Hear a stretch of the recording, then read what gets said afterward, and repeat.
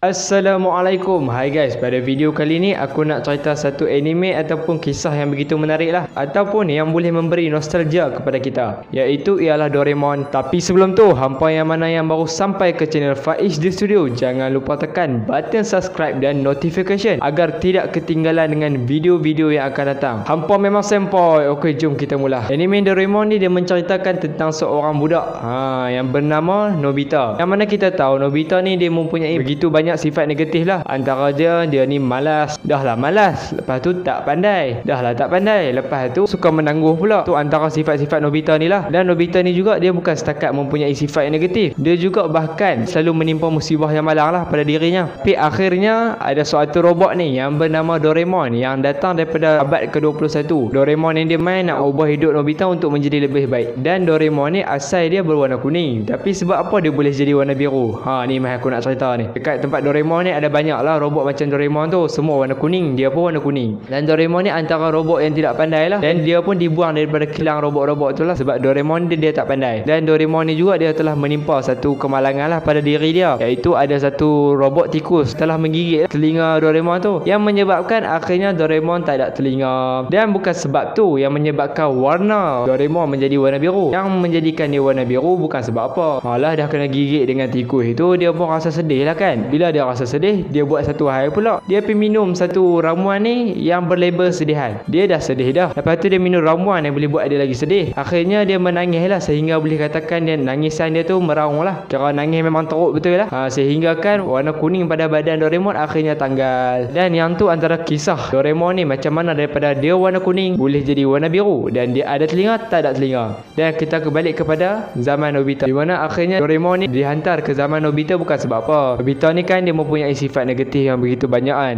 malas lah dan sebagainya lah. Disebabkan tu Doraemon ni pun datang untuk mengubah nasib hidup Nobita. Special tentang Doraemon ni ialah dia mempunyai satu poket 4 dimensi tak silap aku. Dan dalam poket ni lah dia boleh simpan segala benda. Alat yang sekecil-kecil pun dia boleh simpan, yang sebesar lebih besar pada dia pun dia boleh simpan. Antara alat Doraemon ni, pintu ke mana saja, tapecopter, tuala masa dan banyak lagi lah. Dan alat-alat ni begitu canggih lah. Kira dekat zaman kita tak ada lah alat-alat ni. Kira Doraemon tu kira lagi canggih. Alat ni digunakan untuk kebaikan untuk Nobita lah. Tapi sebaliknya pula, Nobita ni kan dia mempunyai sifat negatif. Apabila dia mempunyai sifat negatif yang begitu banyak, dia guna-gunalah kali membawa keburukan kepada Doraemon dan Nobita. Doraemon asal dia nak bagi Nobita jadi baik, tapi Nobita ni dia buat hal pula. Aduh, Nobita.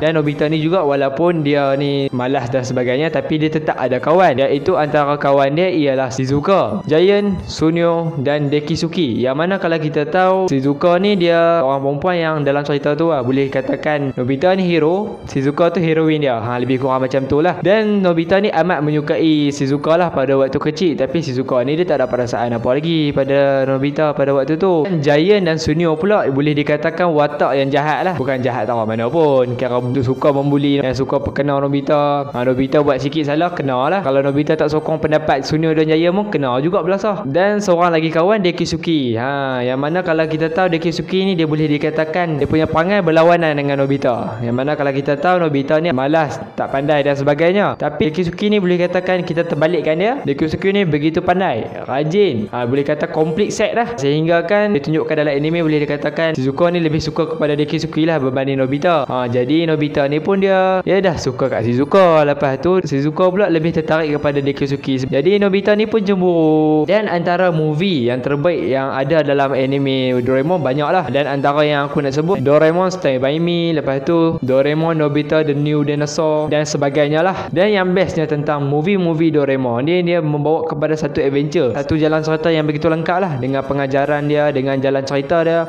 komplit set lah. Memang sempoi punya lah. Dan anime Doraemon ni pula dalam series dia berlainan sikit lah. Dia series dia tak sama macam kalau kita tengok anime-anime lain. Series ni dan series lepas tu dia akan selalu berkait, tapi dalam Doraemon dia menceritakan kisah yang berbeza lah. Kisah hari ni cerita cerita lain, tapi best lah cerita Doraemon ni. Dan Doraemon ni dia tak ada penamat sebab penulis dia tu mati. Tapi adalah fans-fans anime Doraemon ni, dia membuat teori lah. Antara teori yang aku minat iaitu Nobita akhirnya telah pun berkahwin dengan Shizuka. Kalau impian dia nak kahwin dengan Shizuka akhirnya tercapai lah. Tapi yang tak best pula bagi kita, akhirnya Doraemon ni boleh dikatakan matilah sebab Doraemon ni dia kehabisan bateri. Jadi bila dia kehabisan bateri, apa yang perlu buat? Selalu kalau robot habis bateri kena tukar lah kan. Nobita dia beri dua pilihan. Nak tukar bateri Doraemon boleh, tapi bila tukar bateri Doraemon, ingatan Doraemon yang semua terhadap Nobita akan lupa.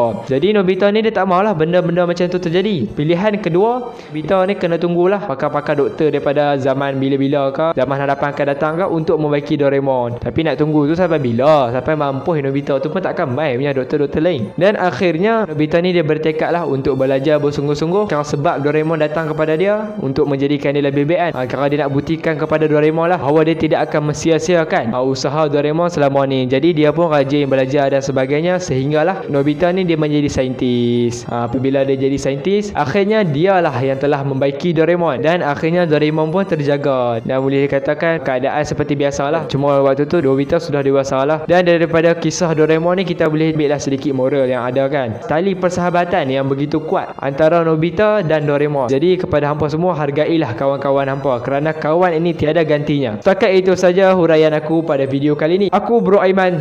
Thanks for watching. Assalamualaikum warahmatullahi wabarakatuh. Kita jumpa di video akan datang.